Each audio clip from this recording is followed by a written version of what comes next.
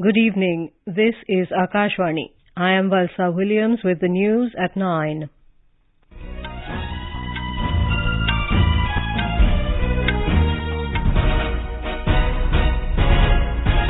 The headlines.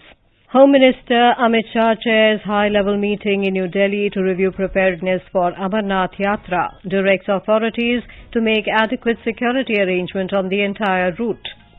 Election Commission begins first-level checks of EVMs and Papertrail machines ahead of 2024 Lok Sabha elections and assembly polls in 5 states later this year. India's economic growth to inch closer to 6.5 to 7% for fiscal year 2023-24 as investments rise in digital infrastructure, says Chief Economic Advisor. Australia announces national ban on Nazi symbols. In French Open tennis, men's singles semi-final between Alcaraz and Novak Djokovic underway. Casper Ruud to face Alexander Zverev in the other last four clash later tonight. And in cricket, India all out for 296, trail Australia by 173 runs in their first innings on day 3 of World Test Championship final in England.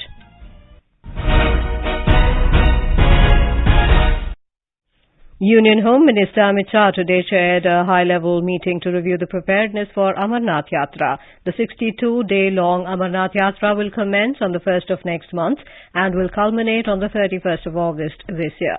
During the meeting, Mr. Shah said it is the priority of the Modi government that Amarnath pilgrims should have comfortable darshan and do not face any difficulty. He directed authorities to make adequate security arrangements on the entire route of the Yatra.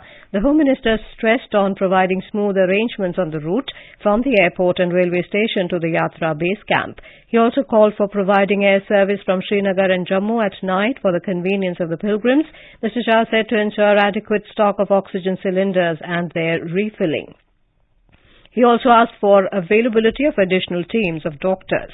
The Home Minister also directed authorities for arranging adequate number of medical beds and deployment of ambulances and helicopters to meet any medical emergency. Mr. Shah asked them to ensure better communication system on the Yatra route and deployment of machines to immediately open route in case of a landslide.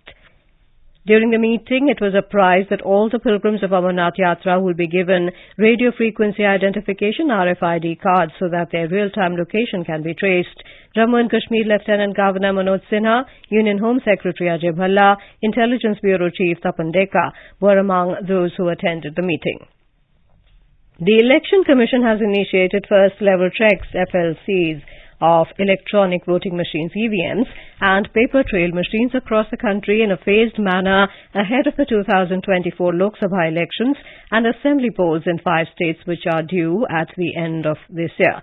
During FLCs, EVMs and paper trail machines are checked for mechanical flaws by engineers of Bharat Electronics Limited, BEL, and Electronics Corporation of India Limited, ECIL.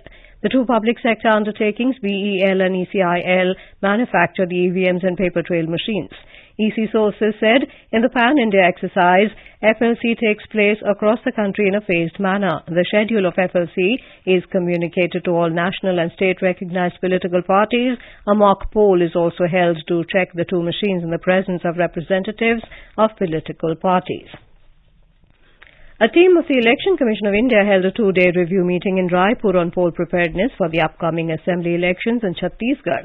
District electoral officers and superintendents of police of all the districts of the state were present in the meeting held yesterday and today.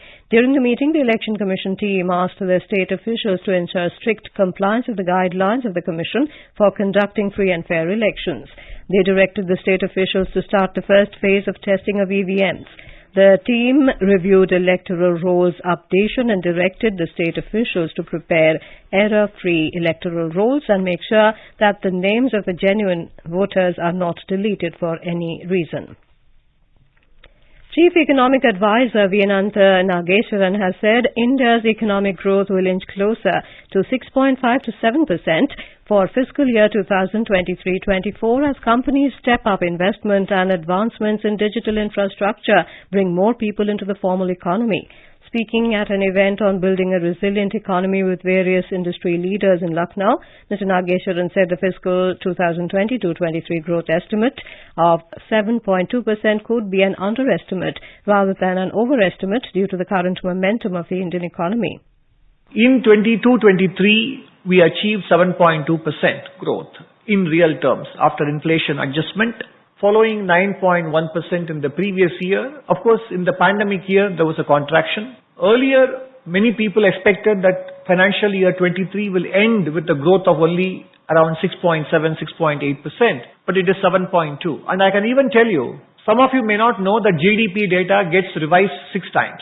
The final number is the 6th estimate, which comes 3 years later. So the final estimate for the year ending March 23 will come in January, February 2026. When that number comes out, I am confident that the 7.2% will be even higher. The CBI today registered 6 cases pertaining to incidents of large-scale violence in Manipur. A special investigation team has been constituted for a thorough probe in the cases and to unearth criminal conspiracy behind the incidents. Sources said earlier the Home Ministry had forwarded the 6 cases to the Department of Personnel and Training for a CBI inquiry. During his Manipur visit, Home Minister Amit Shah had announced that 6 cases will be investigated by a special team of the CBI. Meanwhile, 3 persons were killed and 2 others were injured during an exchange of fire between unknown armed groups at Koken village, situated in the adjoining area of Imphal West and Kangpok P districts of the state. The security forces have cordoned off the area and search operation is underway at the surrounding areas to nab the unknown armed persons. During the last 24 hours, 57 arms, 1,588 ammunition and 23 bombs have been recovered in Imphal East, Kakching, Tengnupal and Bishnupur districts. This is Akashvani giving you the news. For quick news updates round the clock, follow us on our Twitter handle at AIR News Alerts. On the completion of NDA government's 9 years in office, Akashvani News brings you a series of special stories on the initiatives taken by the government. Today, we take a look at the Bharat 6G mission for catalyzing the next generation, 6th generation telecom research and innovation in the country. We have a report.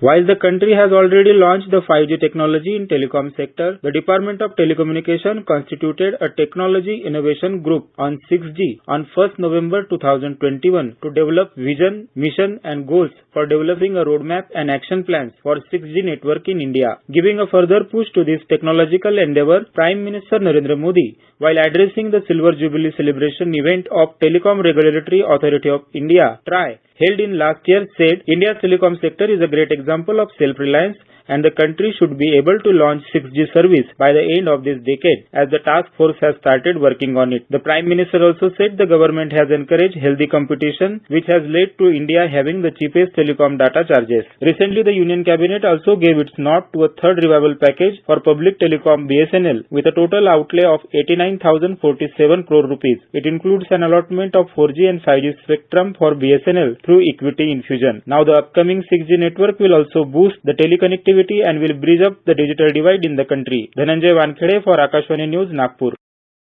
President Draupadi Murmu concluded her 2-nation tour to Suriname and Serbia today. She was seen off by Prime Minister of Serbia, Ana Brnabić, at the Nikola Tesla Airport. During her visit to Serbia, President Murmu and her Serbian counterpart, Alexander Zverev, agreed to set a target of bilateral trade of €1 billion by the end of the decade. This is a significant jump from the present €320 million. President Murmu highlighted that India is on the way to become the 3rd largest economy of the world before the end of this decade. इस दशक के समाप्त होने के पहले भारत दुनिया की 3री सबसे बड़ी अर्थव्यवस्था बनने की राह पर है। पूरे देश में नई इंफ्रास्ट्रक्चर का निर्माण तेजी से किया जा रहा है। भारत अपनी स्वतंत्रता के शताब्दी वर्ष 2047 तक एक विकसित देश बनने की अपनी आकांक्षा को लेकर पूरी आत्मविश्वास के साथ आगे बढ़ रहा है। President Murmu reached Serbia on Wednesday on the second leg of her tour from Suriname. Our correspondent reports the major highlights of President Murmu's visit to Serbia.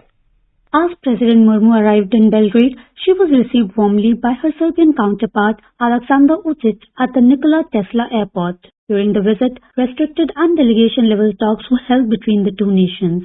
The areas of potential cooperation, especially in trade and investment, science and technology, digital technologies, and people-to-people contacts, were pondered upon. Mr. Uchich promised simplification of the issue of visas to Indians and initiation of direct flights between the two nations, promote tourism, and have greater business engagement. A community reception for the Indian community and Friends of India in Serbia was hosted by President Murmu during the visit. The President also paid floral tributes to the bust of Mahatma Gandhi and laid a wreath at the monument of the unknown heroes at Mount Avla. For Akashvani News from Belgrade, Serbia, Himani Rana. Australia has announced it will introduce a national ban on Nazi symbols in an effort to crack down on far-right groups. Public displays of the symbols will be punishable by up to a year in prison. In March, a group of neo-Nazis appeared at a rally in Melbourne hosted by Kelly J. Keane-Minshall, who is known for her opposition to transgender rights, and performed Nazi salutes on the steps of the Victorian Parliament. Announcing the new legislation, Attorney General Mark Dreyfus said there is no place in Australia for symbols that glorify the horrors of the Holocaust. He added that Australia will no longer allow people to profit from the display and sale of items which celebrate the Nazis. India finished third at the recently held 20th Asian Under-20 Athletics Championship at Yecheon in South Korea. The Indian contingent fetched 19 medals, including 6 gold, 7 silver and 6 bronze medals. The games were held between the 4th and 7th of this month. Japan topped the medals table with a total of 23 medals, including 14 gold. China stood second with 11 gold medals. Prime Minister Narendra Modi has lauded the performance of the Indian sportspersons at the 20th Asian Under-20 Athletics Championships. In a tweet, Mr. Modi said the athletes performed exceptionally well and the nation is proud of them. In French Open tennis, men's singles semi-final between top seed Carlos Alcaraz of Spain and third seed Novak Djokovic of Serbia is underway in Paris. Both players have won a set each. In the other semi-final clash, fourth seed Casper Ruud will face 22nd seed Alexander Zverev later tonight. Top seed Iga Swiatek will take on Czech tennis star Karolina Muchova in women's singles final tomorrow. In cricket, India were bowled out for 296 in their first innings on Day 3 of the World Test Championship WTC final against Australia at the Oval in England today. They trailed Australia by 173 runs. Ajinkya Rahane top-scored for India with 89. In the second innings, Australia were 80 for 2 when reports last came in. Earlier in the day, India resumed play from their overnight score of 151 for 5 in reply to Australia's first innings score of 469. The very severe cyclonic storm Biparjoy over East Central Arabian Sea moved nearly northeastwards with a speed of 13 kilometers per hour during the past 6 hours. It would intensify further during the next 36 hours. In Gujarat, along and off Saurashtra and Kutch coasts, squally wind speed reaching 35 to 45 kilometers per hour, gusting to 55 kilometers per hour, is likely to prevail tomorrow. Sea condition is likely to be rough to very rough over areas of South Arabian Sea. The Indian Meteorological Department IMD has asked fishermen not to venture into the sea. Head of IMD Ahmedabad, Manorama Mohanty, said there will be no direct impact of the cyclone on Gujarat. Cyclone का direct impact Gujarat का ऊपर नहीं रहेगा और जो रहेगा Gujarat coast, north Gujarat coast, south Gujarat coast में strong wind रहने का संभावना है। अब बारिश का देखा जाए तो भारी बारिश होने का गुजरात का ऊपर कोई संभावना नहीं है, फिर लाइट टू मॉडरेट रेन हो सकता है। And now, before we end the bulletin, the headlines once again. Home Minister Amit Shah chairs high-level meeting in New Delhi to review preparedness for Amarnath Yatra, directs authorities to make adequate security arrangement on the entire route. Election Commission begins first-level checks of EVMs and Papertrail machines ahead of 2024 Lok Sabha elections and assembly polls in 5 states later this year. India's economic growth to inch closer to 6.5 to 7% for fiscal year 2023-24 as investments rise in digital infrastructure, says Chief Economic Advisor. Australia announces national ban on Nazi symbols. In French Open tennis, men's singles semi-final between Carlos Alcaraz and Novak Djokovic underway. Casper Ruud to face Alexander Zverev in their last four clash later tonight. And in cricket, India all out for 296 trail Australia by 173 runs in their first innings. That is all in the news at 9. Good night.